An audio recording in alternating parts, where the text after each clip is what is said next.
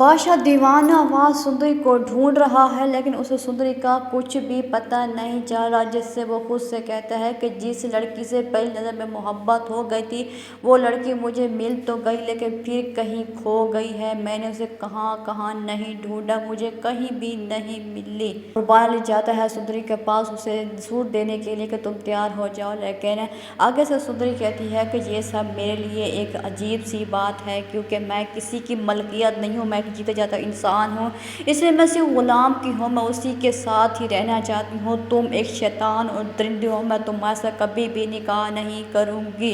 जिस पर आगे से कुर्बान अली कहता है कि ये सब तो तुम्हें करना पड़ेगा, वरना तुम आगे जिम्मेदार खुद होगी अपने गुलाम की मौत की। कुर्बान से पूछता है कि तुम्हें पता है सुंदरी और गुलाम कहाँ पे हैं, अगर कोई पता है तो मुझे बता दो। जिस पर कुर्बान अली कहता है कि मुझे उन दोनों के बारे में नहीं पता, लेकिन मेरी बात कान खोल के सुन लो, अगर मेरी बेटी मुर्ग के साथ कोई भी ज्यादती हुई तो मैं किसी को जिंदा नहीं छोड़ूंगा, इसके लिए मुझे किसी की जान भी क्यों न लेनी पड़े, चाहे वो तुम्हारी सुंदरी हो या गुलाम, इन दोनों में जिसको भी मुझे मारना पड़े मैं मार दूंगा।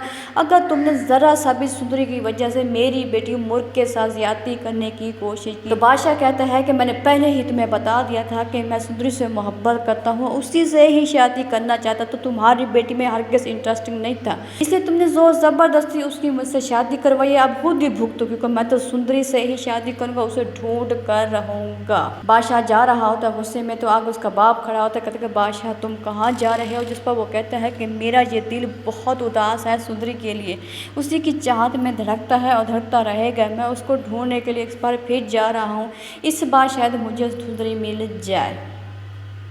आखिरकार मुर्ग की माँ हिम्मत कर ही लेती है और जब हवेली पहुंचती है अपनी बेटी के पास, तो बेटी से कहती है कि किसी तरीके से खुर्शीद तक ये बात पहुंचानी है कि उसकी बेटी बहुत बड़ी मुसीबत में है। अगर वो बचाना चाहती है अपनी बेटी को, हमारी हवेली में गुलाम और सुंदरी कैद हुए पड़े हैं। तो मुर्ग अपनी माँ को साथ लेकर खुर्शीद के पास जाती है, उससे कहती है कि तुमसे एक बात करनी है, अगर तो हमारी बात सुनो। तो आगे से खुर्शीद कहती है क्या बात है जो तुम लोग इस तरह से मेरे कमरे में आए हो।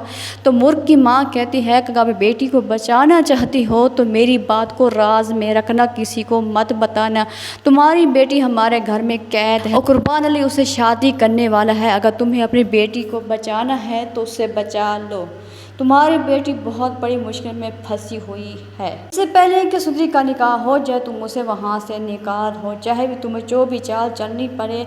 मैं नहीं चाहती कि मेरे सर पे कोई सोता न आए या तुम्हारी बेटी किसी मुश्किल में पड़े, इसलिए तुम उसे जाके बचा लो। अब देखना यह कि खुर्शीद क्या कर सकती है इस हवेली में रहने के बावजूद। अपने लिए तो वो कुछ कर नहीं सकी, अपनी बेटी के लिए क्या करेगी। देख क्या वो बादशाह को बता पाएगी कि सुंदरी इस टाइम कहाँ पे है, वो कुर्बान के घर में है, या वो किसी तरीके से खुद वहाँ पहुँचकर सुंदरी और गुलाम को आज़ाद करवा पाएगी या नहीं।